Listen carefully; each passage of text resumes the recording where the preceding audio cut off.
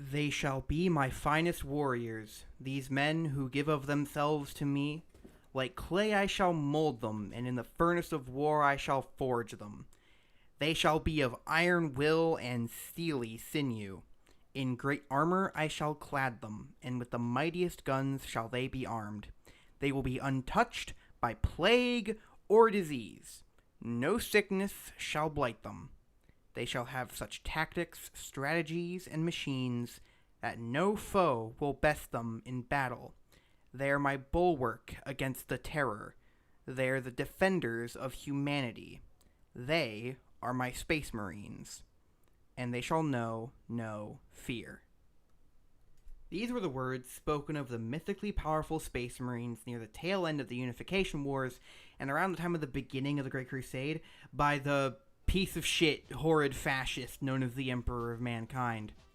The Space Marines are an incredibly powerful group of transhuman warriors who dedicate their lives to the safeguarding of the Imperium from things that are just as bad, if not arguably way better than the Imperium itself.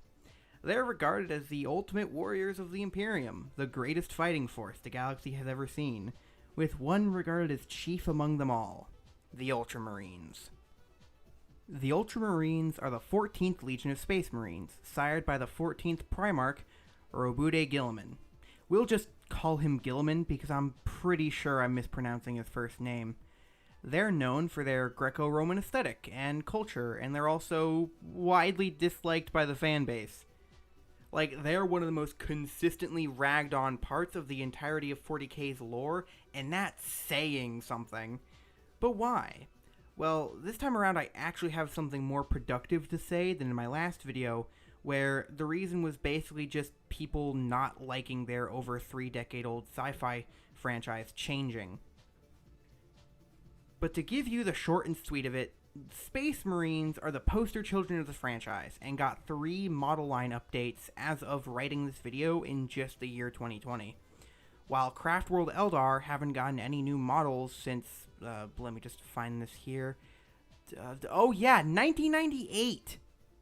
So now, on top of that, the Ultramarines are the poster children of the Space Marines, effectively making them take up the lion's share of all of Daddy GW's attention. But just saying, they're the mascots, everybody hates the mascots, is a bit reductive. To explain why this phenomenon occurs in a more productive manner, we'll need to look back at the history of Warhammer 40k. Now, there's a lot of discussion around why the Ultramarines are such a prominent faction within 40k.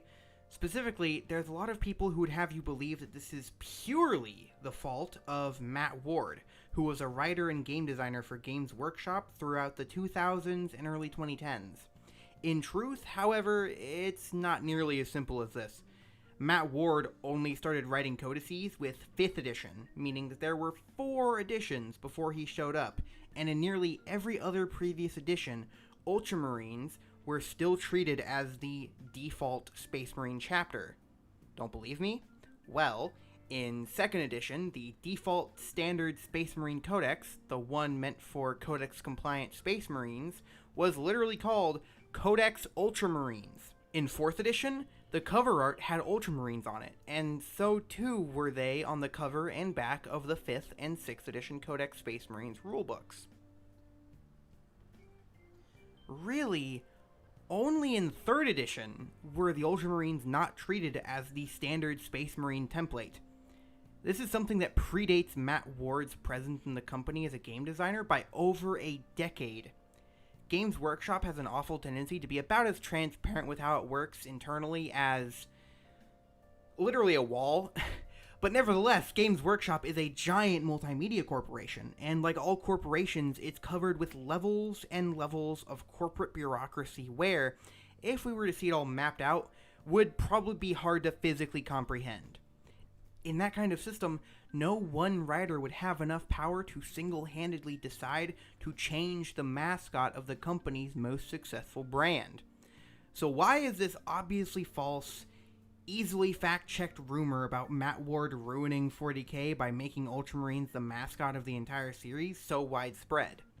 Well, this rumor originally propagated in the traditional games image board of the notorious forum website 4chan. Users of traditional games, also known as /TG, were known for having a particular bone to pick with Matt Ward.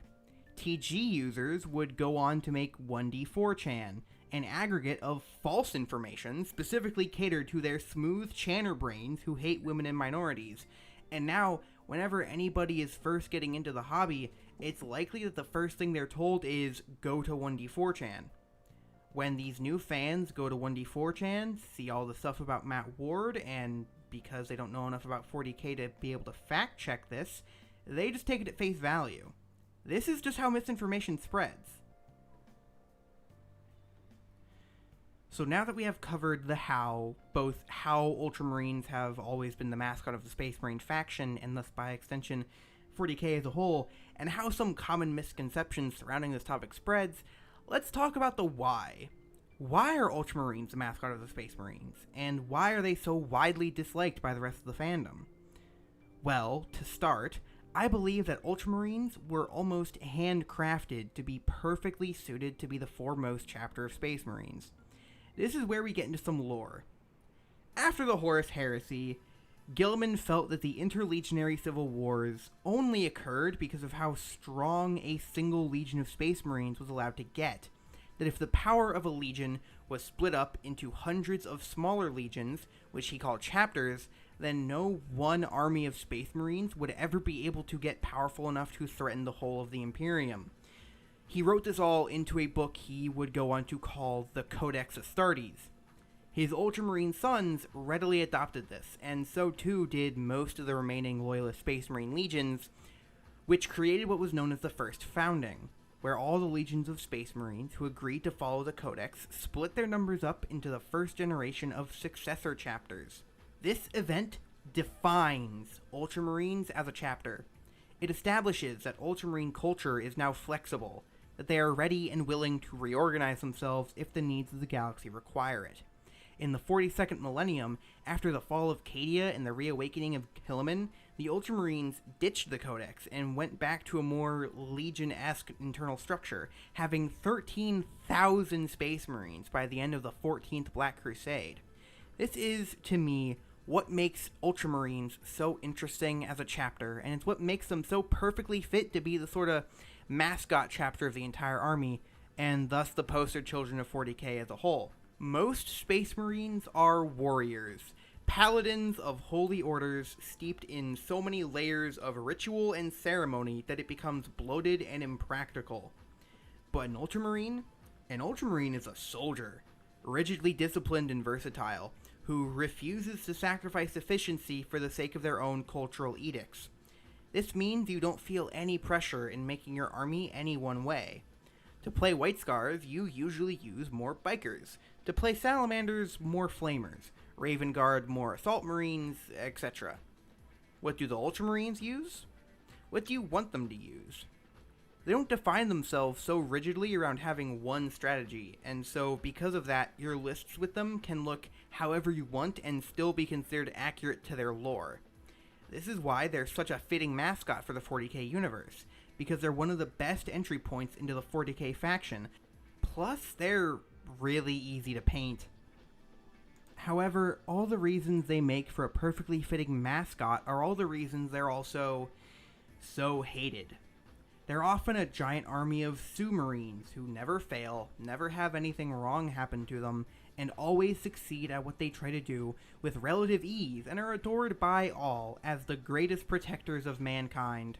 Somehow both endlessly numerous and elite of the elite, both infinitely flexible and perfectly specialized for every situation.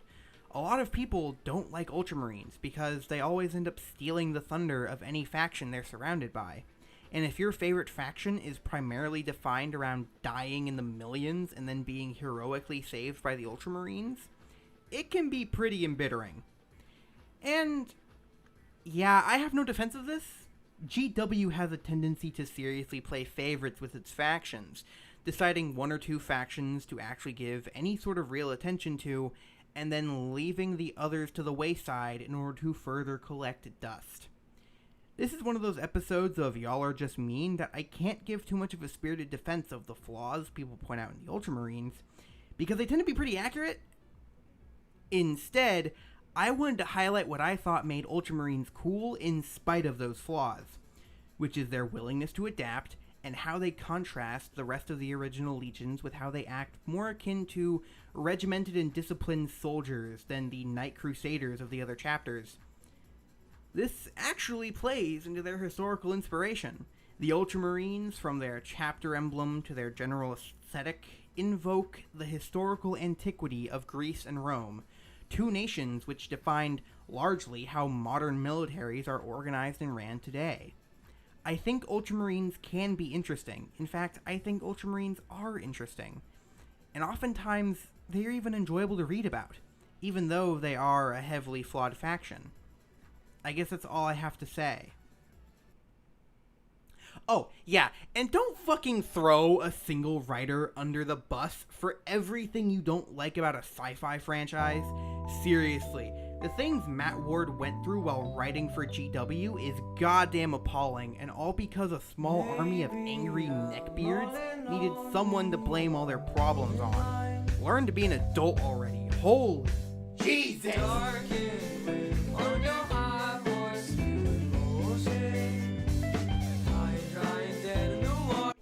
I would like to thank all of my beautiful patrons over at patreon.com/salamander18.